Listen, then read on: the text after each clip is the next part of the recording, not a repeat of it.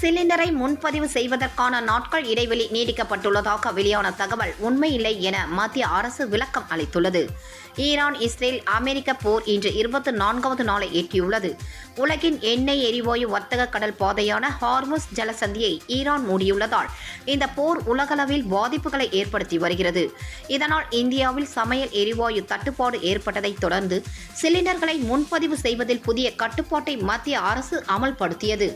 அதன்படி நகர்ப்புறங்களில் ஒரு சிலிண்டர் விநியோகம் செய்யப்பட்ட பிறகு அடுத்த சிலிண்டரை முன்பதிவு செய்ய குறைந்தபட்சம் 25 நாட்கள் இடைவெளி இருக்க வேண்டும்.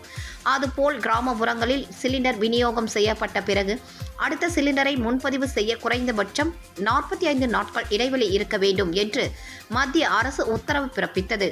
இந்நிலையில் சிலிண்டரை முன்பதிவு செய்வதற்கான நாட்கள் இடைவெளி நீடிக்கப்பட்டுள்ளதாக தகவல் பரவியதை தொடர்ந்து அந்த செய்தி உண்மையில்லை என மத்திய அரசு விளக்கம் அளித்துள்ளது.